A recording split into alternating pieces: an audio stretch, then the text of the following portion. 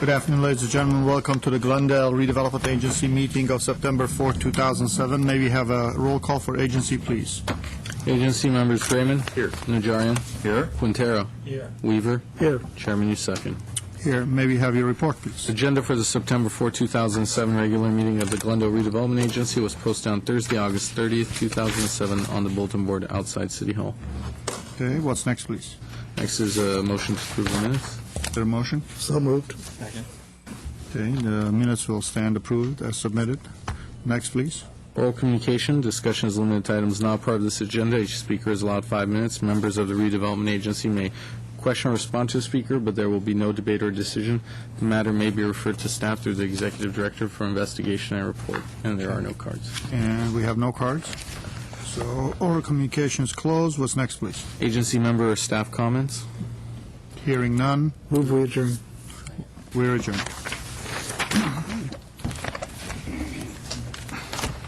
Is this and this the same? Okay. I'd like to call to order the joint public meeting of the Glendale City Council and the Glendale Redevelopment Agency for September 4th, 2007. For the City Council, may we have the roll call, please? Council members Draymond. Here. Quintero. Here. Weaver. Here. Yusefian. Here. Mayor Najarian. Here. May we have a roll call for agency, please? Agency members Draymond. Here. Najarian. Here. Quintero. Here. Weaver. Here. Chairman Yusefian. Here. May we have your report? The agency for the agenda for the September 4, 2007 joint public meeting of the Glendale City Council and the Glendale Redevelopment Agency was posted on Thursday, August 30th, 2007 on the bulletin board outside City Hall. And the next item? One is Director of Development Services, continued from 8/28/07 regarding the Alexander by Intercorp 201-unit, 16-story mixed-use project located at 185 through 187 North Orange Street. Now, 1A is an agency resolution certifying that the agency reviewed and considered the information in the final EIR for the proposed project, making certain findings and determinations regarding the effects of the project, and adopting a statement of overriding consideration. At 1B is council resolution certifying that the council has reviewed and considered the information in the final EIR for the proposed project, making certain findings and determinations regarding the effects of the project, and adopting a statement of overriding considerations. 1C is agency motion approving Stage 2 final design review, subject to comments and conditions from the agency principal urban designer and the agency. At 1D is agency motion approving and accepting the tandem parking plan submission.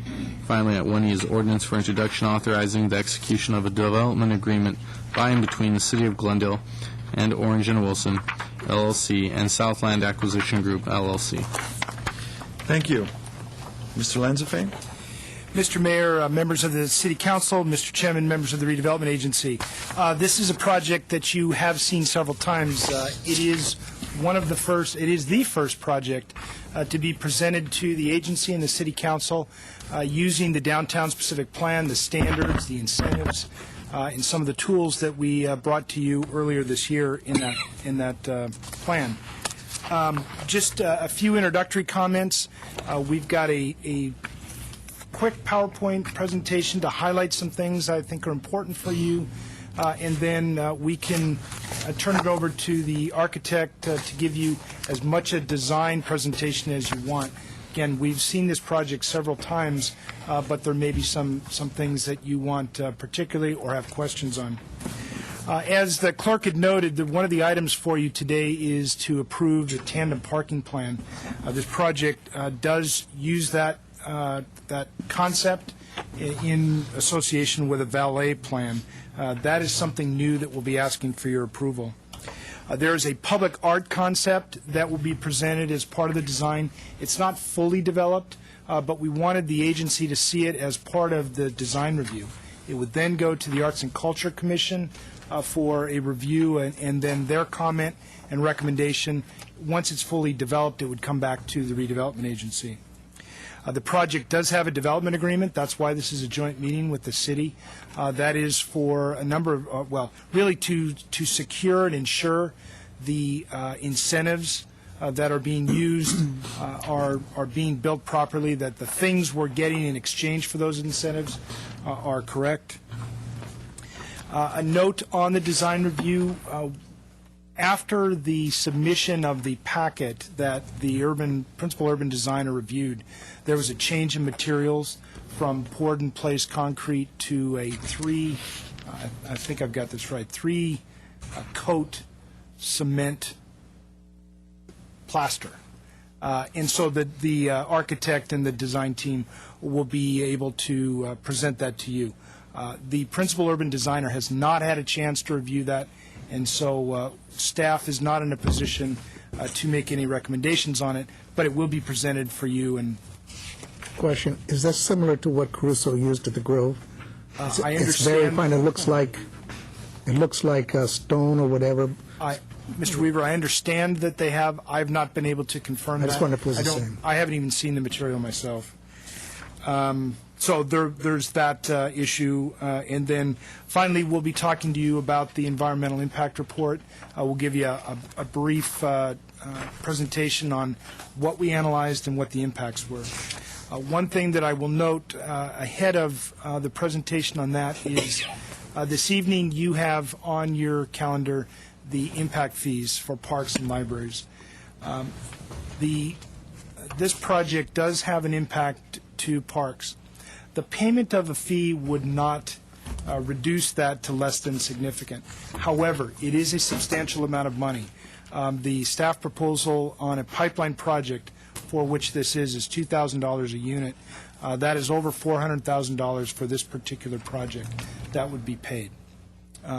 It doesn't reduce the impact to less than significant, but it does start to take a bite out of that impact to be used for other park projects. So I will go through this quickly. Again, look at that, we're already at the EIR. You've seen much of this, so I will go through. The project is the Alexander.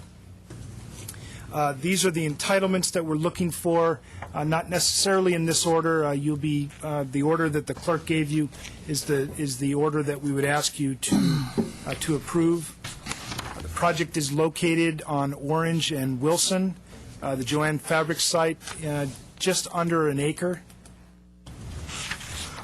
It is located in sub-area B of the DSP's Orange and Central District, which permits by right 12 stories. With incentives, there's additional 4 stories. 201 units, 5 of them are live-work units. There's about 2,250 square feet of retail space. This is a change from before when it was first identified as perhaps food use, and that has been changed to meet some of the parking requirements. The parking is required at code in 6 levels of garage. The condo units are located above, they sit above that on levels 5 through 16. This is a view looking west from Orange Avenue and different views around at the cafe on the corner, Orange, and then along. This is the current Joanne Fabric site. It retains that pylon element in the new design. This has a development agreement. As you know, in the downtown specific plan, there are incentives to get additional height and density in exchange for certain public benefits. This particular project is using signature design, as well as a concept that we have in the DSP. It is a pipeline project, so it can take advantage of an additional 10%. That gets 1 more story to a total of 16. There are no other variances in the DSP that are required, and as I say, the parking provided meets code. The signature design criteria in the downtown specific plan, there are several points that we check against. GMP is a nationally recognized design firm. They have an award-winning portfolio of work. We believe that the design here, the streamlined modern design, does contribute to the downtown skyline. They're using some materials that are reflective of that design, and we have done, we've set up a checklist, the principal urban designer has set up a checklist to ensure that each of the design elements meets the standards of the downtown specific plan. We're using a development agreement to, again, ensure that the project is built according to the standards that and public benefit to allow the incentives to be used. It only includes those provisions to implement the DSP incentives. It does not include typical terms like freezing development fees or anything like that you've seen in other development agreements that we've entered into. The Americana brand, the GC3 project, it is simply a 5-year agreement that gives the right to build the project using those incentives. It incorporates the design that you approve here and any of the bonuses that are applicable. The Planning Commission looked at this. We had spoken to you last time on the 28th. They did consider it, and their determination was that it was consistent with the general plan, the downtown specific plan, and the Glendale Municipal Code. A provision in the downtown specific plan allows the use of tandem parking by right with approved valet service. We asked the developer to submit a plan. It was reviewed by our Traffic and Transportation Department, and what they've found is that with the valet service, for guests and users of the commercial space, that it would not affect traffic on our streets. They really couldn't go into the operation, although they did give some suggestions, and it's attached as an exhibit for you, that if residents wanted that service, perhaps that could be made available to them at a cost, but to not impose that in the HOA fees for the entire, if the developer believes that would work. Well, what Traffic and Transportation's recommendation is that this valet plan would not impact our city streets. So as there's enough queue area and they can get in and out. As we said, there is 467 parking spaces. That does meet code. There are 81 are standard parking spaces. There's 330 that are in a tandem configuration. We're also using the lift. If you remember, Bonnie Nelson from Nelson Nygaard had talked about that, where they would use lifts to park additional cars in the same space. There is 4 that are 1 car deep, 2 cars high, and 52 where there are 2 cars deep and 2 high. These lifts would only be used in the valet service. They would not be self-serving. Again, this is a summary of the valet plan, 24-hour service to the guests and retail customers. Those groups are required to use the valet system. The number of attendants would vary during peak and off-peak and can always be modified. Residents, the 402 spaces, they would self-park, and as I said, the mechanical lifts would only be operated by valet attendants. This is again is a summary of traffic's findings on that. We thought it appropriate to bring to the City Council and the Redevelopment Agency to either approve or modify the valet service plan. With that, I will turn to Tony Locacciato to give you a brief. Before you go there, what was the agency's directions when it came to the valet last time? If I remember correctly, I know that there was comment on the concern over the number of valet tandem spaces. The valet itself was make sure that there's 24 hours, and we really didn't go into detail on whether Did you go back and look at the tape? the agency. I did not. You should have done that. Okay. Because I think the agency basically said, if you have such large number of tandem, you need to do the whole building in valet. I know we had. And this is one thing that I would like to tell Mr. Starbird. it serve us, it does not serve us to archive all the records if we do not use those records to see what the agency or council gives direction. It will be that's the main reason we archive them. We don't archive them because we got no other things to do. So I would hope in the future, staff looks at some of those things as the agency or the council goes through these processes. Mr. Weinstein. Mr. Mayor, Councilman Yusefian, we did, I don't think that when I responded that the agency didn't direct, I don't think the motion formally did. We told the developer that there was a sentiment expressed by the agency that they be tandem, that if tandem parking is used, that it be valet served.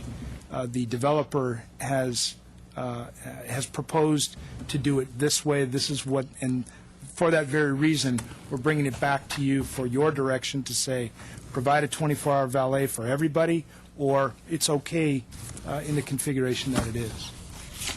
Mr. Quintero. Right. I didn't have any. Mike. At that meeting, I didn't have any reservations about tandem parking. I'm very familiar with it in condominium towers throughout the country, California, Florida, New York, so I personally didn't have any problem with this tandem parking concept. Mr. Weaver. Yeah, I don't know I don't remember voting on anything. I don't remember specifically giving direction on that. Based on the way my thinking process, I wouldn't have directed that to begin with at that point in time. Seen the reports since then. I don't mind the residents parking themselves. To make them valet, I think, is inappropriate, and charging for it is even more inappropriate. And when all is said and done, I'd like to go back and, at some point in time, look at our parking requirements, because what's the name of the complex down on Brand and at the border that we just dedicated? Down on Brand, yeah. City Lights. It's not over 90% occupied, and half the spaces are sitting empty. So it might be possibly that the demographics of the people using some of our facilities, like seniors, or where there's affordable units, they're using less cars. Therefore, maybe our standards need some tweaking. Now, we'll know when this is built like this. If we find we have empty spaces there and we don't need the list because there's adequate parking, then would indicate to me our standards should be revisited again. I don't recall what direction we had given or what comments we had made earlier, Phil. But my general thoughts are, number one, we don't want the cars of the residents spilling out into the adjacent streets, Central, Orange, even to Brand. And what I fear might occur with a tandem parking situation is, I want to categorize wives, husbands, but let's say the wife is home, husband's coming home from work, and they know that at 6 o'clock they've got to take Johnny to soccer practice. And if husband parks behind wife, he's going to have to, put his martini down and go downstairs and move his car while the wife pulls out, and then he's got to leave first in the morning, so he's going to maybe leave his car out on the street until wife takes Johnny to soccer and comes back, and then husband will come down after 2 hours and take his car off the street and put it back in the tandem spot. So that's my concern with the concept of tandem parking without an assistant. I'm not necessarily saying that a valet where, you drop your keys and the car disappears magically, but I think that with a lot of in and out, let's say a more active household, they're going to need some encouragement to use that tandem spot and have it be as least intrusive as possible into their lifestyle. So I know one of the one of the parking plan suggestions was to have someone down there just to help move the cars.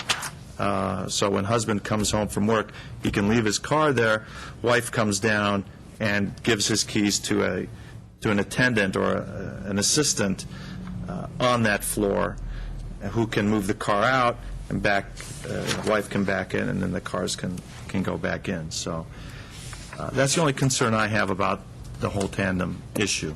I'm not sure if that's the same issue that we raised before. One other way of perhaps dealing with that is putting some restrictive parking adjacent to the structure, to the condominiums, half-hour parking or 20-minute parking, just so that residents are not finding a convenient way to just drop their cars in front of the building and then move it at some later point in the evening. So those are just my thoughts on that. Is that the assistant concept, is that something that you would like to have them 24 hours a day, or if the tenant chooses to have that service? I think what traffic was suggesting is if you do have a household with that situation, maybe you want to buy that service. In terms of restricted parking, there will be very limited spaces on Orange in that general vicinity. There will be further up, I believe, on Orange, so it would be a bit of a walk. It's not, you won't be able to park right in front, but we could look at that as well. Now, does our metering plan for Brand extend to Orange at all? The Yes. mobility plan? Yes, there's meters on Orange. There are meters on Orange. Okay, so will that become one of those pay station type of, There won't be many spaces. or that'll remain our I regular? think those meters out. So I don't think the current planning is to pull those out. Well, there won't be many spaces there, especially when the hotel and condo complex comes in. It's not likely to be any parking spaces on the street in that block. That probably is the case. With development, there would be very limited spaces. But I understand the concern, and from a physical, if they're using the structure, staff believes that they won't spill out into the parking, into the streets. The issue that you raised, just parking it there and going up and then moving at a later time, is something we could control with restricted parking. Mr. Weaver. To eliminate that concern is a way to write the documents to say if, after the fact, we find we have a problem with the residents not having to park them, that because their parking is creating a problem, therefore they have to go to tandem. Can we write something in there that if agency and council gets that info back, then we can institute that requirement of from now on, you're going to have to tandem park the residents and charge them for it? Can we caveat it that way? Well, if I can, you'll be dealing with two different sets of individuals. If you embody something now, you're dealing with the developers. If you embody something later, you're going to be dealing with the homeowners association. Well, the question is, can you So at least in caveat terms it? of getting feedback, you could be dealing with a lot of residents to impose it as opposed to dealing with the developers. See, I don't care. It's fine the way it is.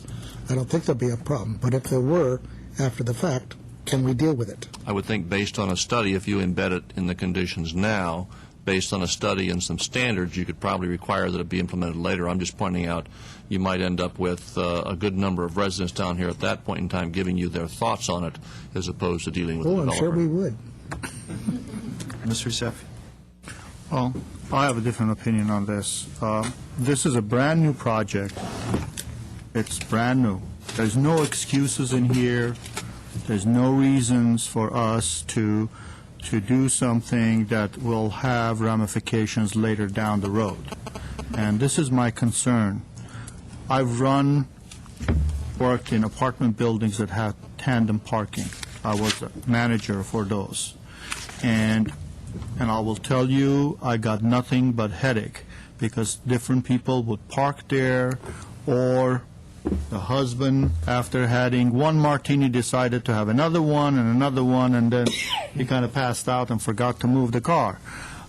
Nevertheless, let me tell you something.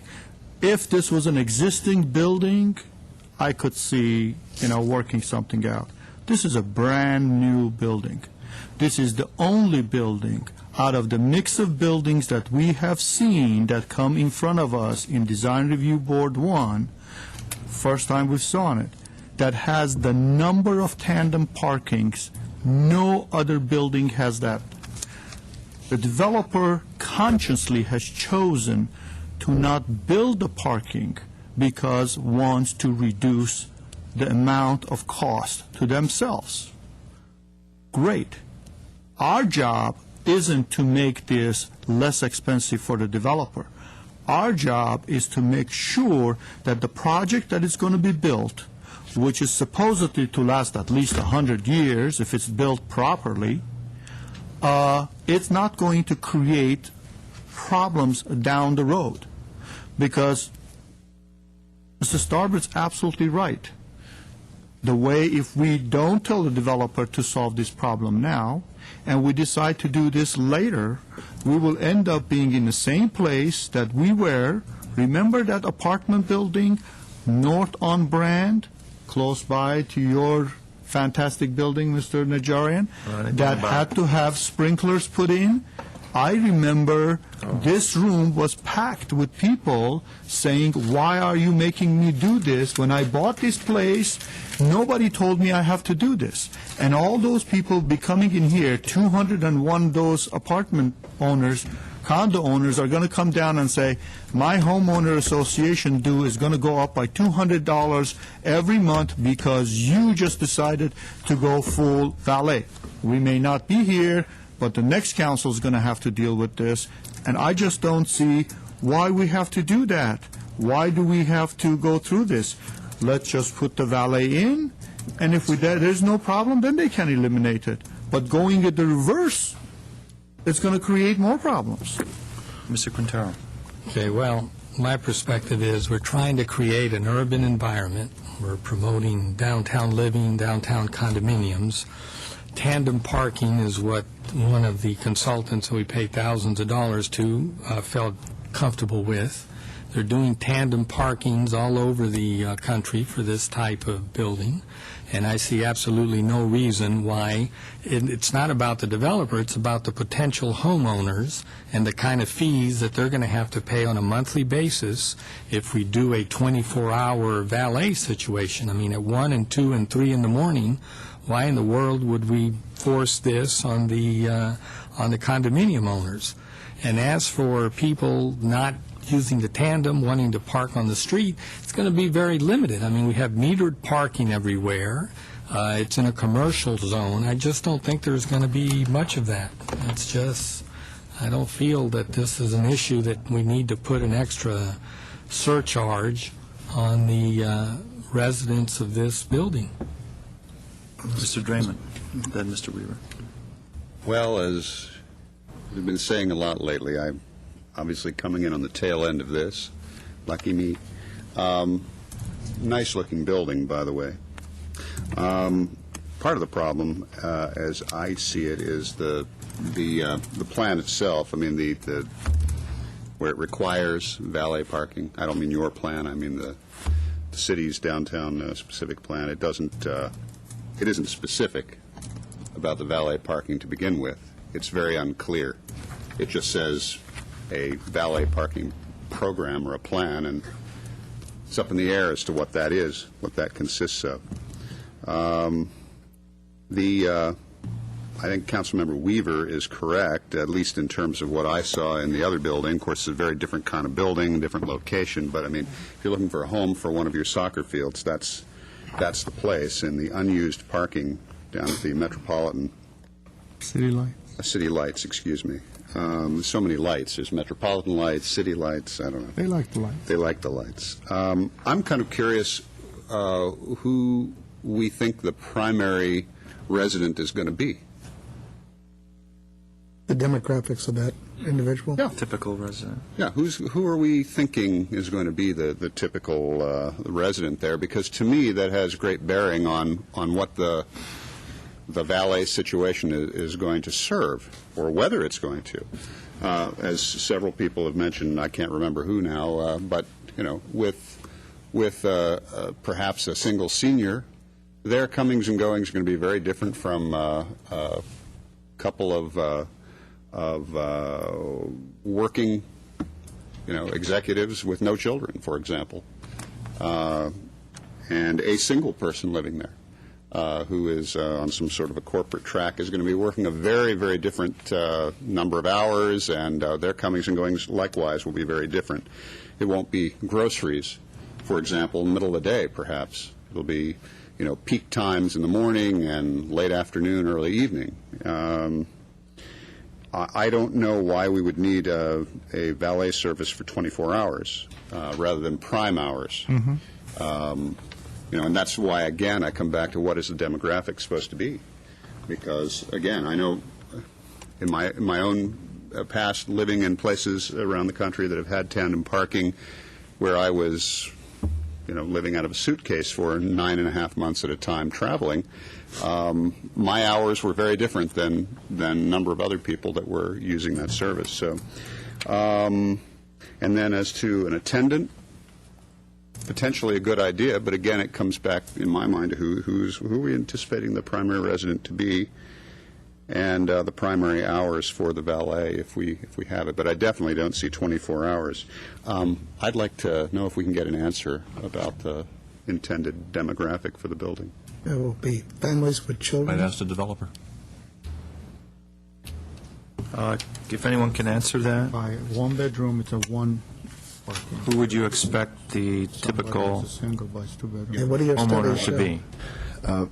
Peter Launer with Intercorp, 3300 Irvine Avenue, Newport Beach. We've done a very detailed market study. With these urban projects, we find the buyer profile is highly diverse. They've got varying work hours, but the primary market is young professionals, both single, married, move-down buyers. We don't see many of these buyers having young children, and there's a large segment of it's a second home as well, where they've got, this is just another home, so they have dual location homes, but primary young professionals, both married and single. About seniors. Move down, nesters. move down buyers Move in. primarily, Oh, yeah. New term, okay. Yeah.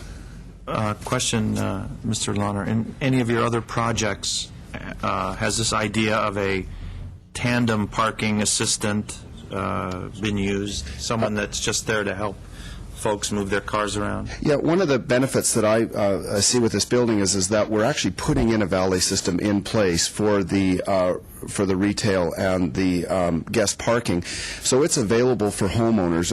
Right now, our program is to have one person. So I got the hours here. We've got one person from 11 p.m. till 7 a.m., and then from 7 a.m. till 11, it'll vary between 2 and 3 attendants. So my feeling is that if there's a situation like you referenced where someone needs help moving cars, I think that this person would be available to help on a case-by-case basis. I also feel that because we have the program in place, if the homeowners feel that they would like to have more valet attendants, they have a homeowners association set up, and they can choose to do that if they want. So I think that the way having the system set up, I think, is excellent. We do have a project in Marina Del Rey called the Cove, where we have tandem parking, and there is an attendant there that does help with guest parking and is available to help homeowners as well. And that's something that the Homeowners Association instituted? Yeah, they have the absolute, yes, they have the right to do that, to be able to add attendants, or if they feel it's too many, they can subtract them. Okay. Mr. Yusefian? Why do you have 24-hour, building is not a 24-hour building, so why not just go from, let's say, 6 in the morning till 11 p.m. at night, and that's it? I was just thinking more for guests. If a guest came in after 11 p.m. or in the morning, Which guest is going to show up at? I don't know the lifestyle of the homeowners if they want to have a guest Don't you come have in. a guest parking? In the building, and that would be Designed through the for the valet. guests. Yeah. Okay. Mr. Lanzafan? Mr. Mayor, Councilman Yusefian, the guest parking is tandem, and much of that guest parking uses lifts. So it's absolutely correct. If you had a guest that, say, came home with you and stayed and left before you did or whatnot, they would need a valet to bring that car off the lift and deliver to them to go on their way. For the retail, you're absolutely right, during operating hours, but On that, what's the number of guest parking spaces? There's 82 of them? There's 82 double. Well, there's 81 standard one-car spaces, 52, actually 56 spaces that involve lifts, mechanical lifts. 49 guests, So 49 guests. 7 live-work guests, and 9 for the commercial for. So 52 lifts, that's a lot of spaces.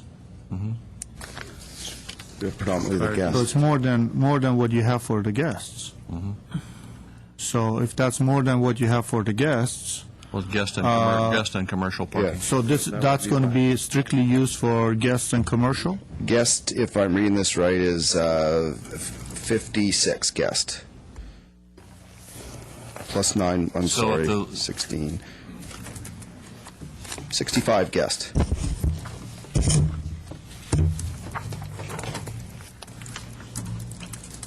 Oh, no, so it's not 52 lifts, it's 52 cars that will be able to be parked in the Right. two-car deep by 10 Oh, okay, so it's not 52 so it's lifts. more- divided by It's 52 4. spaces that are accommodated by a lift system. Okay, so it's, there's total 13. of There'll be 56. 13 actual lifts. If you need to use them, Right.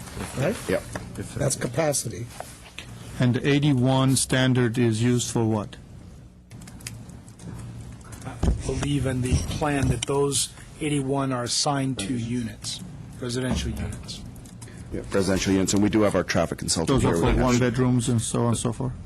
I was trying to get to Mr. Yusefian's question of why does the valet need to be 24 hours? If the lifts are going to accommodate parking 24 hours in order to meet their standards, and they have to have operators available in case those lifts need to be used. Now, they might not, but in case they need to, you have to have somebody there to operate them. Okay. So that attendant is there for that purpose? Yes. Mr. Draymond. By the way, when I was talking about, and I do have a question for you, this is going to a question eventually. When I was talking about during peak hours, I didn't mean from 6 in the morning till 11 at night. I didn't mean half of the 24 hours. I meant peak hours during the day, and I'm wondering whether any of your market studies have indicated with the demographic you described to us being mostly move-down owners or empty nesters and working professionals, what those peak hours might be. Are they 6 in the morning till 9 in the morning? In other words, early morning drive to late morning drive, and then 4 to 9 p.m., people coming home early drive, late drive, and then going out again for the evening, or... I'd have to refer to the EIR, because that would have specific peak traffic in the EIR. Technically, I think that I'd refer to that. But what we find in our projects, beyond the technical analysis, is that we have a lot of people that work within their home, so their driving is not to work because they're at home working. When we build these urban projects, they're walking to work in downtown. And so I'm sure there's a majority that leave in the morning to go to work and come home at night, but there's also a large percentage, and I don't have the specific numbers, that do walk to work or work at home or have varying work hours. Well, and people who are going to be of an age where they may be, or lifestyle where after work they're going to be turning around, going back out to avail themselves of all the wonderful things Glendale has to offer in the way of restaurants and entertainment and our concert hall. Oh, wait, we don't have one of those yet. Well, our museum, well, we don't have that yet either, but we'll get the Moonlight Roller Rink. But in any case, that are going to want to go out again afterward. So I would like to know whether or not we've looked at that. Peak hours. We have in the EIR, and we can look at those numbers. Okay, any other comments on that? Is there What do we somebody got? who did the EIR Because can answer that question? I'm comfortable the way it's written. Who did the traffic study on EIR? Good afternoon. Aye. My name is Claire Look Yeager. I'm a principal with the firm of Linscott Law and Greenspan Engineers. Our firm prepared the parking code analysis as well as the traffic impact study. Soon we're going to give you a chair in here because we've seen you so many times with your name on it. The traffic impact study, for purposes of determining project impact on the adjacent street system, is based on the single highest hour in the AM commute period. That typically occurs between 7 a.m. and 9 a.m. It also focuses on the afternoon commute period, which is between 4 and 6 p.m. typically, and our traffic impact study analyzed 5 to 6 p.m. as the afternoon peak hour. There were some questions about potential generation during the peak hour in the morning and the afternoon. Our traffic impact study utilizes trip generation rates published by the Institute of Transportation Engineers, ITE for short. Those rates for the residential condominium use were applied to both the condominium component as well as the live-work component. And those trip generation rates are based on actual ground counts of similar condominium/townhome units. However, we don't know the specifics with respect to the type of tenant. The ground counts from the driveways we consider to be conservative. If there is a mix of a percentage of seniors or high use of transit or adjacent uses which would decrease trip generation, that was accounted for on top of the trip generation forecast. So to summarize, the AM peak hour, we looked at a total of 129 vehicle trips. In the PM peak hour, we analyzed an additional 62 vehicle trips onto the street system. And to address some of the earlier comments with respect to vehicle queuing, we did look at the peak inbound numbers. We equated those to the number of vehicles per minute. It was less than one vehicle entering the site per minute through the average of the peak hour in the morning as well as the peak hour in the afternoon. We're looking at 50 vehicle trips entering the site in the morning and 42 vehicle trips entering the site in the afternoon.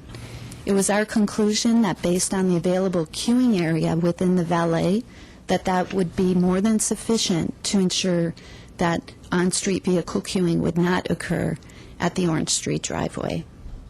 Did you count what the exiting vehicles will be? We did make a forecast of exiting vehicles as well. We forecast 79 exiting vehicles in the AM peak hour and a total of only 20 exiting in the PM peak hour. Keep in mind this is based on the application of the national average trip generation rates. We did account for some walk-in traffic, or patronage, I should say, and some pass-by trips, which are vehicles on the adjacent street system, and that's really for the commercial component. Are there any California standards that you follow besides national? We have had some site-specific surveys. They tend to be lower than the ITE trip generation rates, particularly for high-rise condominiums. The site-specific surveys that our firm has conducted have been more geared towards luxury units, and those site-specific studies were in Century City, but they were found to be about half of the ITE rates. Okay, thank you. Did that answer your question? It did, thank you. It confirmed the notion that was materializing here based on who you predict your tenants are going to be. Mr. Starbird. Mr. Mayor, quick question for legal. Given that 56 of these spaces are dependent on a mechanical lift system, if 10 or 15 years from now that system has fallen into disrepair and the homeowners decide they don't want to fix it or spend the money on it, we can, through code enforcement, obligate it being maintained? Absolutely. One of the things that we'll be looking at least the planning department will look at, and it is forwarded to legal as well, will be the CC&Rs. And presumably they will have some conditions in those CC&Rs that address maintenance obligations. We've looked at that. We looked at a commercial condominium CC&Rs for not that exact reason, but for purposes of maintaining reciprocal use between some parking lots. And so that is in the category of things that we would require them to do, because they do need to maintain required number of parking spaces. In the event they aren't adequately maintaining those mechanical lifts, well, presumably they won't have sufficient parking at that point in time. Okay, so whether through CC&Rs or code enforcement, given, I think this is the first project we would have that would rely on a mechanical lift system. This is the first in project. Glendale. And one might also assume that the owners themselves would want their own CC&Rs to be enforced for purposes of ensuring that there is adequate parking provided for their project. But on the other hand, they might decide they don't need all these spaces, and in which case we'd still want to make sure that the parking standards are being met. And we may change our parking standards at some Right. point in time based on updates and knowledge about mobility and parking requirements. Okay, anything else on the tandem parking plan submission? What That's- direction are we giving? Well, I'm content with the way it is. I don't have any problems with it either. okay, let's, in terms of process, can we jump, that's a 1D item. Can we jump to 1D and have a vote on that? Or is that legal? Okay, I'll move Yeah, we one. need to do it in order from, okay, start with the, I wonder, do you need to take action on the EAR first? start with the EIR and then go down the list, okay. Because we sort of jumped ahead to this one. We will go through this as painlessly as we can. This is the final EIR. What does that mean in terms of time? Well, let me see if I can do it before you bring up the consultant. Maybe that'll cut off some time. We did send it out for a 45-day review period. We looked at all the impacts of the project as well as a list of cumulative projects. The final EIR that has been delivered to you included response to comments. We had very few comments from most. They were all public agencies. These are the topics that we addressed in the EIR. They are pretty standard for the environmental impact reports that you have seen. A summary of the impacts here, less than significant when we did the review, land use and planning, public utilities, traffic, circulation, and parking, cultural resources. These are impacts that could be mitigated to less than a significant level.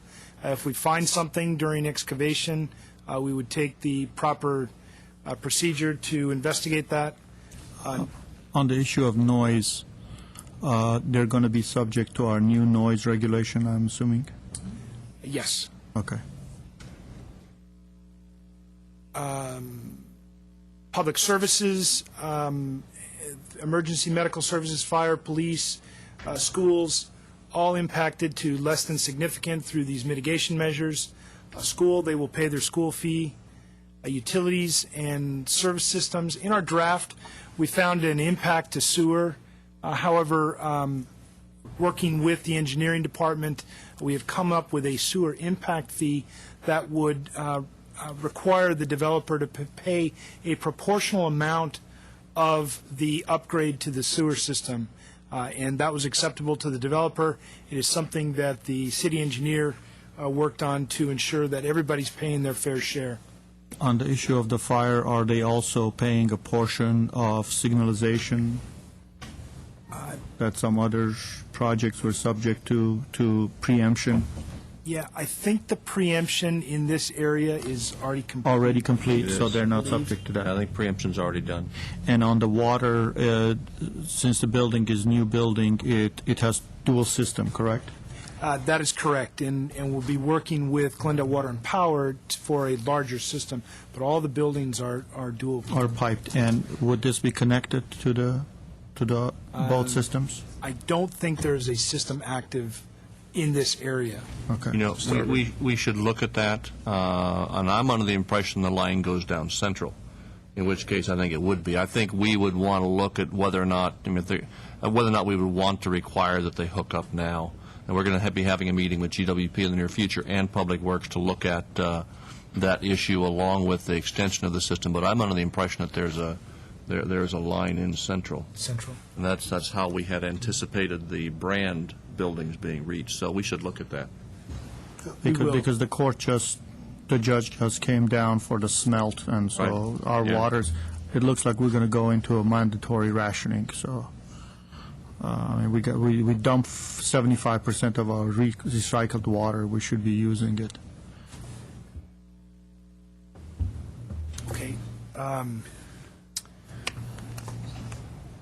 And these are significant and unavoidable impacts. The population and housing, we are beyond the regional forecast and accumulative when you look at all the projects together. Shade and shadow, there are parts that you just can't avoid because of the urban nature. Landfill capacity, you all probably are more familiar with that than I, but on a cumulative basis, this becomes an impact. Air quality, on just about every project you have will have an impact on air quality in the Southland. Noise, some of the construction and vibration, it has to happen, again, on an infill urban location. You expect that and do as best you can. And this is the topic on recreation that I had spoken to you about earlier, the increased use of existing facilities, both from a project and a cumulative standpoint. Again, if the city council were to later adopt impact fees at something less than the full share, it would not mitigate this impact. However, it would go for CEQA purposes. However, it would provide revenue to build these types of facilities in the community. So what are they supposed to do to mitigate that? Do they have to pay the full impact fee? If they wanted to mitigate that by CEQA standards, yes, they would have to pay the full fair share impact. So how are you dealing with it in this CEQA document? In this, it is listed as a significant and unavoidable impact. So to Okay, approve. so we need the overriding consideration. That's correct. That's right. For all of these impacts. Okay. And then we're at the part now, if there's any questions on environmental, our consultant is here, the consultant is here. If not, we'll turn to the Stage 2 design review. This is the final review. At this point, again, we've seen this a number of times. I would ask you what level of presentation you'd like the developers prepared to give that. Mr. Mayor? Mr. Teresa? Since this is an agency resolution, I would like to move forward with the EIR first and then go to the next item. Okay, I'll think move we- 1A. Agency and council. Well, agency is the first 1A is one. Lead agency. agency, correct. I'll move 1A. Second. The motion, second, roll call. Agency, Do you have any cards on 1A? Mr. Lawner, did you want to address the EIR any further? Donald Getman towards the EIR. Joe Zuzo, On the EIR? you want to discuss the EIR? Okay, 3 minutes. Good evening, good afternoon. I've been here before, you've seen me before. Please state your name, Mr. Zuzo. Joseph Suzo, as you mentioned. My issue regards the parking problem that I and many seniors and people with disability are having on Glendale streets. I've brought this issue up again because I have talked with Mr. Starr and other people in the city, and I have not made my point clear to you. So I'm going to try again here, and I imagine you'll see me again if I don't make this clear, because I really do want you to understand that I feel that I am a victim here in Glendale of the parking situation that exists here. And I know that there's a tremendous parking problem in Glendale, so I am begging the question here, why I'm in this situation. Now, in 1952, I understand, and I was living in this city at that time, as I know that many of you were in this city, but perhaps you weren't. But I know that you were not on city council at that time, and you didn't make the rule and the ordinance that the owners of apartment buildings should have a non-conforming status, that is, not to provide parking after that date. Certain buildings had parking, and Others did not. Those that did not have parking were exempt from that time on. And I understand that you know that. Well, I did not understand that when I moved into the city. I didn't know that the problem was going to be exacerbated as it is, because I hadn't been living in here in Glendale for many years. But now I am living in Glendale again the last few years, and I have several tickets. I have several tickets as a result of the problem here in Glendale. There is no off-street parking in many buildings, and I'm in one of those buildings. So what I'm suggesting here, again, is that in 1952, the grandfather clause kicked in, and those people in the buildings that own those buildings were exempt and no longer had to provide. I do not believe that the city council or the city finished the job at that time. They should have given an exemption to seniors and disabled people. I think it follows ipso facto. I believe absolutely that the seniors and disabled people should have been given an exemption, as they should have one today, because you don't want to usurpate these people, the seniors. So therefore, I think you should give them a placard, or recognize their placards, or give them a decal, or do something. You shouldn't kick these people around. They have, for good reason, placards. They have a placard. You should honor it or give them something to show that these are seniors and people on disability. And those placards have a definite meaning. Please respect them. Thank you. Mr. Starberg. Mr. Mayor, just in quick response, it's not that Mr. Zuzzo isn't being clear. It's that we generally disagree with the solution he proposes. Apparently he's handicapped, as are many people, and they are allowed some dispensation relative to parking regulations, but not the ones that he's proposing. For example, the various time limits that may be imposed, alternate side street parking. We have spoken with him at many levels in the organization. We do understand his plight. It's just not an easy one to solve, and the solution he's suggesting isn't one that we can pursue.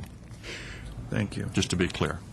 May I ask, what are you thinking are the situations that I'm... You need to move on, Mr. Zuzzo. Mayor, I'm not sure it's relevant to the EIR before you either. Right. It's not exactly pertinent to the issue at hand.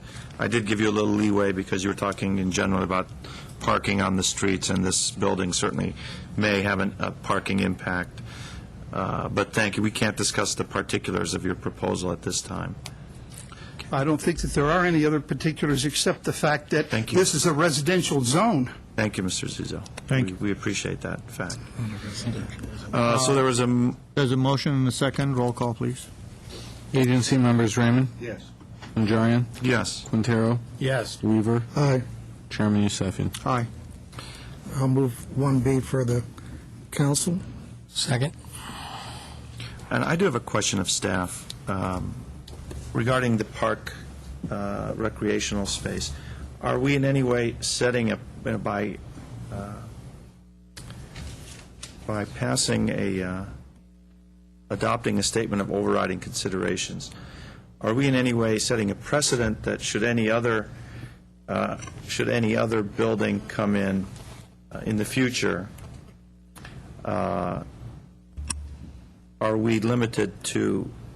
Are we binding ourselves to the same type of finding if they can show a situation almost identical in terms of the number of units, et cetera, that the Alexander project is showing us today?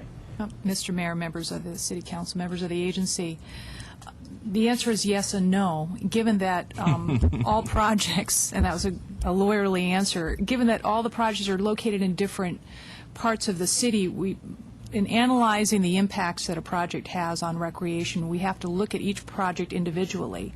So whereas a project may have a similar size and be of a similar configuration, it won't be located in exactly the same place, exactly the same planning district, and may not have exactly the same types of impacts on the recreational facilities that are in its vicinity or not in its vicinity. So to a certain extent, yes, there are some comparisons that will definitely need to be made, because you'll be looking at similar factors for purposes of adopting a statement of overriding considerations. And and that is you're weighing the economic, the social factors that weigh in favor of approving the project, despite the fact that it may have significant impacts that can't be mitigated. But in looking at other projects, they're not all going to be the same, and you need to evaluate those all individually. So from that perspective, it's not precedential. But in terms of drawing some comparisons on similarly sized projects, there will be a tendency to want to draw that comparison, and it may be appropriate under some of those circumstances. So we have to look very carefully at the individual factors affecting the development of the project, where it's located, all of those categories of impacts that are analyzed under CEQA, and how that does or does not, in varying degrees, affect recreation. Let me be a little more specific. Currently, the proposal is that they pay the $2,000 per unit.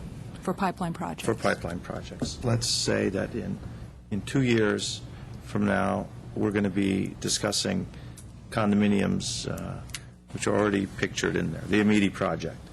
And we're going to, our ordinance will say that they have to pay, I'm not sure what the, was it $4,000 at some point, the sliding scale upward. Can they challenge that fee by saying, look, you found overriding considerations for only $2,000 a unit with the Alexander. We want the same analysis that you gave them, in which you overrode the considerations, the impacts that their project would have on the recreational element. Is your question, if I can ask for clarification, the challenge on the amount of the fee? Yes. The amount of the fee will be set by ordinance. They have the ability under the ordinance to challenge the fee. It's required as part of the statute, the ability to do that. Whether or not the challenge on that basis would be successful is another question. Mr. Mayor, if I can? Mr. Stark. And I think the answer to your question is, if they meet all the conditions that Intracore does, that you've established for getting the pipeline fee, and assuming you adopt the fee, then they'd also be eligible for the fee. That's correct. On the other hand, if they wait too long, then they may fall under the schedule under the increased fee because they didn't comply with the same conditions that Intracore had complied with. And that's in no way discriminatory. Which means you pull your building permit by a date certain, and you have been in the pipeline, meaning your design review stage 1 was completed prior to implementation of the fee. One of the crucial distinctions, Mr. Mayor, if I may follow up, is that right now you do not have a fee imposed by ordinance. This is a fee that's been agreed upon to at least partially mitigate, from a CEQA perspective, the cumulative impacts of lack of park and recreation space. Once you have an ordinance in place through a legislative act, that fee is then going to be set. And as long as someone falls within the criteria, whether it's pipeline or otherwise, they're going to be required to pay that fee. To mount a challenge that the fee is somehow discriminatory because a project meeting different criteria where you didn't have an ordinance in place got a lesser fee, that's going to be a mighty tall order, a hill that I wouldn't recommend someone try to climb. That's precisely my question. Mr. Recepti. Based on what the city attorney says, our overriding consideration does not look into the fee, am I correct? Because there is no fee right now. There's not. Okay, so the overriding consideration is if fee doesn't happen, you're still doing overriding consideration. Right. So later on, when you do a fee, then they're subject to it because they were pipeline. But can that be used against us to say you already did an overriding consideration? What fee? I understand what a statement of overriding considerations does. All it states is that you've reviewed the environmental document, you've received information from that document, because it's an informational document, that reflects that you have a deficiency in park and recreation space, whether for the project or cumulatively. And it cannot be mitigated, whether by the payment of a partial fee or some other fashion. Right. And so But you're for finding that public, there so are we're doing- social, economic, or legal reasons that override those unavoidable impacts. I understand that. My question is legally, if I got that, and then later on you pass an ordinance that says you have to pay $2,000 or $1,000 or whatever for that, for the impact, aren't we putting the cart before the horse now? We're basically approving overriding consideration. Now he has basically vested interest on the overriding consideration, and he will say, you overrid this. You said it's okay. There's nothing in here that says I have to pay a fee. Why should I pay? This fee, I believe, is included in the development agreement, if I'm not mistaken, but I'll check with Ms. Van Meiden. So it's not in the, it's in the development agreement. Not the ordinance. Not in the overriding consideration. And again, consistent with the study that was originally done, this nexus study, this AB 1600 study on the nexus of the fee to the impacts, the fee that this council is considering later on tonight doesn't even meet the level to override. So I'm not asking that. I'm just asking. It's in the development agreement. Legally, okay. If it's in the legal, then we're okay. All right. Mr. Starbird. I might add, you'll be deciding as part of your consideration of impact fees when those fees are effective or become applicable to a particular project. And you could have any number of projects that are in the pipeline at some point, but I think the point at which the fees will be imposed is with the pulling of the building permits. We've made special dispensation for these pipeline projects, but you could have other projects that subsequently come in later on down the road, and the timing will be at the time they pull their building permits. Okay. But for this building, in the development agreement, there is language addressing the $2,000 That's correct. per unit fee. Because they qualify in the definition of a pipeline project, should the development impact fee ordinance be adopted. Oh, should it be, okay. So should it be adopted, then that's what They would be they're subject to. qualifying. Correct. There's not a number attached to it because it may not be $2,000. It may be something else. So under the applicable rules section of this, they would be responsible for the fee at the time they pull the building. Whatever that is. Whatever you've decided through the ordinance. Okay. If there's nothing further, why don't we have a roll call for 1B? Council members Draymond, Yes. Quintero, Yes. Weaver, Aye. Yusefian. Aye. Mayor Najarian. Yes. Okay. Do you need presentation on? Design. For the design, then I'd invite the developer to give you some comments and address those issues that you are interested in. Just those? Peter, or Slaza payment is going to be just those we were concerned with, because we've seen this a again, number of times. we'll give whatever length or type of presentation you want. They can walk through the entire thing, or if you have specific questions about the design. Well, for myself, it's just if there's anything that we asked them to look at. I think the chair may have I don't some care to start over again. specifics. Why don't we see if there's any specifics rather than go through the entire thing? I know, as Mr. Weaver says, we have seen this several times. I know Mr. Yusefian. Any concerns? I have cards from, Agency matter. it's an agency matter. Did Donald Getman want to address this? You're the architect, okay. These are questions, I And guess. Peter Launer? Is it up? Okay, so Questions. let me turn this. I'll move it whenever you're ready. You have You any guys issues? have any issues? No? Well, I'm under the impression I shouldn't invest heavily in stucco.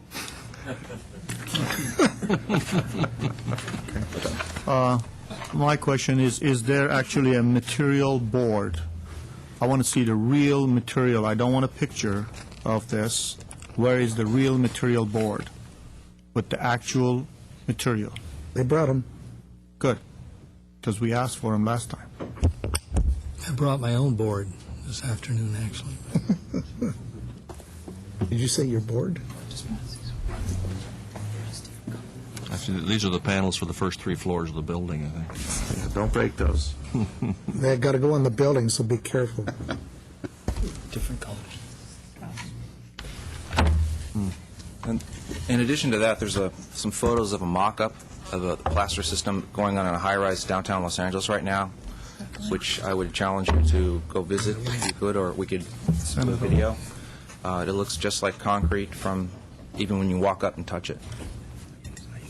Is this similar to what Crusoe used? Yes. It's being used by Hanover companies in downtown I LA. watched it being applied. Totally. I watched it being applied. Yes. It's quite something when it's up there. And what is the Basically, substance? it's basically a 3-plaster system with an elastomeric finish that moves with the plaster. and it creates a monolithic, smooth finish to the project, which renders the plaster monolithic in appearance, and when the elastomeric itself makes the project cleanable, so you don't have the typical kind of a problem where I think Mr. Yusefian was concerned about before, with the project looking dirty, as some plaster projects might. But this is a different kind of a system, and this is a high-end way to do the project. And it's a common way to do this. All double paned Yes, sir. for noise Noise and and- tinted for light. Correct. Boy, not bad. And where is the sample of the window material? It's coming. I think that's it. Oh, it's coming. Yeah.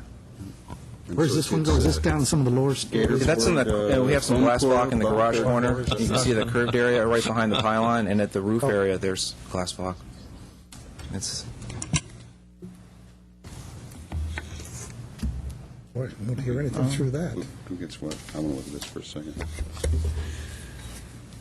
And is this bonded directly to the exterior, or is it, we have tiles here, it's not a... well, not the system applied as a itself tile. is applied in 3 coats, and it's on a stud backing, so it'd be kind of cumbersome to bring a piece of wall in. But that's just basically the finish. I've got a... It's not a tile, it's... And we're concerned, sorry, obviously, tile. about cracking and Oh, no, that's cleaning and- that's assembled just like masonry. It's got reinforcing in it in between, so that's basically treated like a masonry product. No, no. You're holding them back. I wasn't sure which Oh, one. I'm sorry. I was referring to the Okay. 3-coat Right. cement plaster. Oh, is that going that way? He doesn't want this. So I I'm sending it already back. know that, He's you know. seen it, so I'm sending it back. I know the material that's used is nothing new. And the, Does that mean you don't want to see the glass block either? legally, no, the I've known liability that for for many years. patent defects in construction is 10 years? That's late. Latent.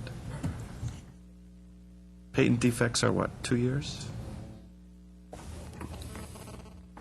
Okay. So in year 9, if there were to be some cracking or defect in the material, then the developer is responsible for repair. I'm not going to stand Is that a here- general- stand here today and tell you who is going to be responsible for latent or patent defects. That's going to have to be thrashed out between either the individual owners and the homeowners association and/or the developer. Right. And more than likely, their carriers. I thought it depended on where the patent was placed. Very good. And the point is that, obviously, this is going to be in the center of our downtown. The design is quite attractive. We want to make sure that the quality of the materials and the application is really top flight, so there are no Yes, sir. issues So do we. with cracking or cleaning. That's or why when we investigated it seating or further whatever. from originally, they're talking about a precast kind of a system. It basically, historically, there were really no precast buildings built, in streamlined style, because before they it was a common application. So if you look at historically, they're all of the streamlined projects are plaster. But again, this kind of a installation is more straightforward and more in keeping with the design of the project. A precast system will have a lot more joints and connections that we have to deal with and bury and hide and have that become blended into the design of the exterior. Well, but, Mr. Starbury? but in all due respect, precast, it's designed to move on the joints. We live in the earthquake country. This system that you're proposing, I'm well aware of this system, and these systems work for buildings that are 4, 5, 6 stories. This is a 16-story building. Just because one place in downtown they decide to use it, well, if they're stupid enough to use it, doesn't mean that I have to follow the same path. And you go through the system, and in my experience since 1980, working on buildings, seeing how the earthquake affects these buildings, the motion, movement, and so on and so forth, cracking and all this stuff. And let me tell you, elastomeric doesn't mean it stays clean. I just painted my house elastomeric. This is a different application, but nevertheless still gets dirty. It's just you wash it off easier. But you could also put precast and put elastomatic on it. So the nice thing about precasts part of the reason that type of a design was created and built, and the Texas University tested it over and over, is because it has all these joints. And when the building shakes, it allows the joints to move this building. You're going to make this thing out of solid plaster, and you probably have joints every 32 feet, but still going to crack. Let's ask him if he took it into an account in his Right. Well, the professional plaster opinion. system would be engineered also, and it just is similarly that you have with the precast system. That would become part of the whole exterior curtain wall design. And we have separate individual curtain wall consultants besides the architect involved with those decisions. Right, your engineer is going Correct. to do that. Right. And the way you apply this, you put, Right. Right. Yeah. and you put your stud walls out of metal, and then on top of that, you put your boards, and then on top of that, you start applying your plaster. And I saw this applied at the Caruso's project. There is a huge difference between Caruso's project and this project. Caruso's project is only 78 to 90 feet at the highest. This is a 16-story building. Right. And my concern is, while you guys will be in Canada, 50 years down the road, I'll be dead and buried, and so would Mr. Weaver in Forest Lawn. Don't bet on it. But, he's going to live to be 110. Methuselah. But when, we're gone, somebody else is going to say, why the hell did they do this? And that's my concern, is it's not giving birth to the building. It's to make sure that the building lives. And it is low maintenance, because this is going to set other precedences. This is going to be, and you are going to be right next to another building that is going to have mostly stone and granite on it, and possibly be a hotel, a high-end hotel. I don't want something cheap next to a high-end hotel. Would you be proposing this if you didn't think it would work? No, sir. Thank you. No, and we're not, and we've done a lot of research. We've met with two manufacturers, we've looked at precast, and we're proposing this because we believe it's a better alternative, it's more in keeping with the architecture, and we believe that it's got longevity, and we're not trying to cut a corner here or downgrade the project in any way. We're trying to build a very high-quality project for the city. Solana, we gave you that instruction the first time. You submitted a set of drawings to our consultant, there he is, and that was precast. Based on that precast, he basically suggested that this should be approved. Now, at the last minute, you come back and change the design from precast to this. All I see is there's a switch going on, and I don't like it. And that's why we're bringing it up to you, because we want you to be aware of the Or change why we're didn't you proposing. give that to staff at that time so he could have the opportunity to analyze that and give his opinion? Because when we started to look into the precast, there's two manufacturers that can make the product, the number of joints that'll be in the building, we don't think the finish is in keeping with the architectural style. We've researched it since we originally proposed it and feel that this is a better product. Yeah. And There's no local manufacturers for precast. Most of them have gone out of business. There's one in Southern California, one in Northern California. So then you also get into the time frames and shipping and environmental impacts of all that, as opposed to having a plaster project done well, is what we're proposing. The mock-up that you see there is a 25-story building that's currently under construction by Staples Center. And it's by the Hanover Group, and they're not a group like Hanover that's not going to cut corners on something. They're a well-established product. The problem is it's not done, it's not finished, and it hasn't lived. That's the first one for a high-rise. And that's my worry is I don't want us to be the guinea pig. Well, I think we ought to take a vote on this because I'm satisfied with it.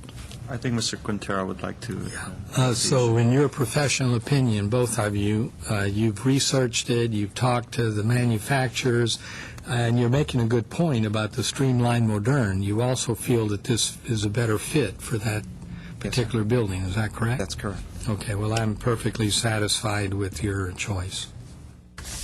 I'd like to hear from Alan Loomis. He happens to be another professional that we pay for.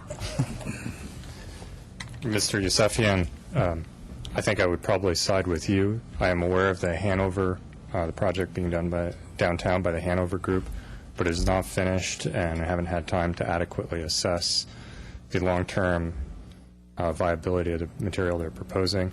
Whereas precast concrete buildings, we can look at projects that were built 50 years ago and see that they're still standing and that they're still looking the way they were originally intended to be designed. Mr. Starbird. So to the architect, is this a new product? So are there buildings in the United States or Western United States where this product exists on buildings? Mike. Yeah, but that's high-rises. There's a difference Well, between a building I just and want to high- know, are there comparable applications, meaning buildings of this size, comparable applications where this material has been in use? Yes, sir. And there is some experience Las with Vegas, this? Miami, they're there.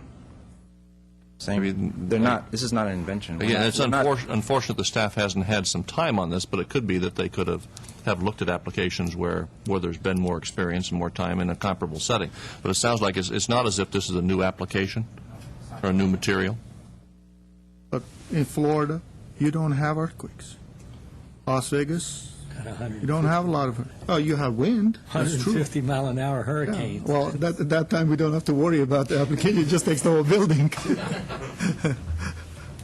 Yes, if I can. I had an original question just about the maintenance, because that starts to be part of the issues is how this is maintained.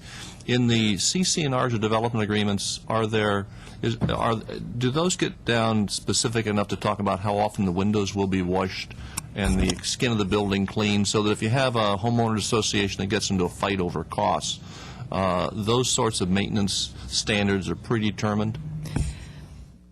That's pretty typical to have those types of conditions. Okay.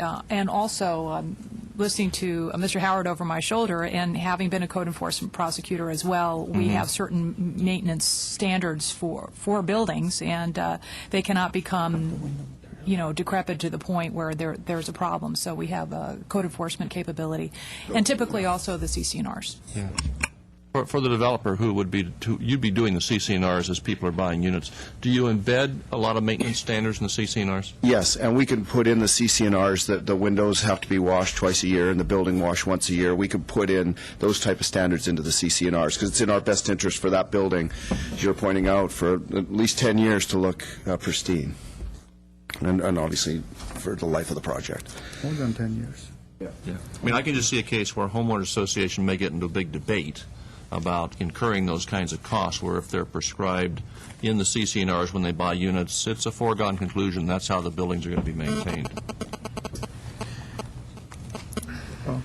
I have another question, and that has to do with the landscaping, deals with the landscaping. And I think the Planning Commission asked the same exact question.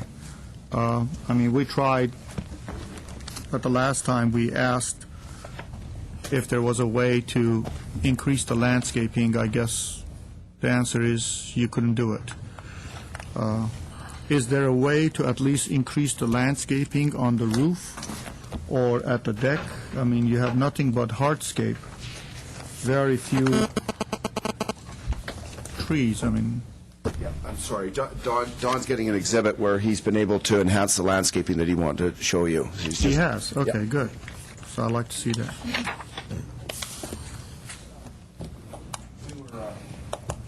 We wanted to address that concern, and we've gone back to our landscape architect and had him add another 20, I think by 15-20% more landscaping on the roof deck and the main terrace, which is on these boards. But I have a smaller exhibit if you want me to pass that. It's okay. You could just give us the boards.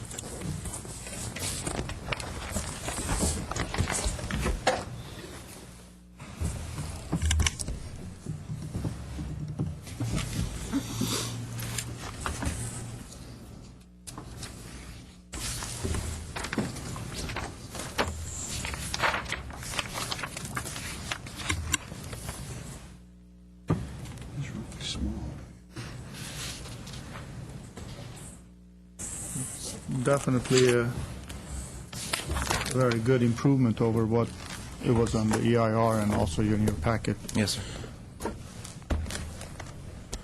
So, Mr. Starbird, if we want to include that as part of this, how do we do that? I have a smaller exhibit. It's those Well, that's part of the plan, right? It's the same thing. We don't have to order you to do it. No, it's not in the book, so this is a new exhibit, so this would be an amendment. So it should be taken as a landscape plan as presented at the meeting. That's corrected. The motion that's drafted for approval of the Stage 2 agency design includes being New subject to agency comments and New conditions. landscape plan. Correct. And this would also be attached to, your approval would be attached to the development agreement, become the scope of the development through that agreement. Right. Okay. I mean, the rest of the project, as far as I'm concerned, it's fine. I understand the challenges you have on the street front with the trees and all the stuff, because you don't have a lot of room. But I appreciate the fact that you took an effort to deal with the landscaping on the roof and also on the lower portion. I think that was, as I was listening to the Planning Commission, that was one of the main issues that they talked about several times. And so I'm happy with that. I don't have any other concerns. The only main concern I have is I still have an issue with this material. I feel very uncomfortable with this. I feel a lot more comfortable if it was just precast. I don't know, that would be my recommendation to my colleagues, to go with something that is true and tried. Well, should we put a motion up? I'll move 1C and we'll find out. 1C as it is. Second. With the comments from it sounds like the majority of the comments from the agency, though, the majority of the agency likes the new or revised landscape plan. Yes. Yes. And I just have one, I want to bring Alan Loomis up one more time, just so I'm clear on, because I'm not an expert in construction or materials or applications. Did you have a chance to look at this material, to try? No, I have not. You haven't, okay. You've heard the concerns of Mr. Yusefian. You said you share his concerns. Yes. But he's also going further than being concerned about it. I think he's objecting to it. Do you share his objections to using this as a material? At this point, because I don't know enough about the experience of this material on a 16-story building, I'm not sure if I would extend my concerns to be an objection to this being on the building, but it definitely is a concern. I would like to know more information about the quality of this material and its performance on 16-story buildings before giving a recommendation. Mr. Loomis, do you think they would suggest using this material when their reputation is on the line, if it wasn't going to work? No, I don't imagine that they would.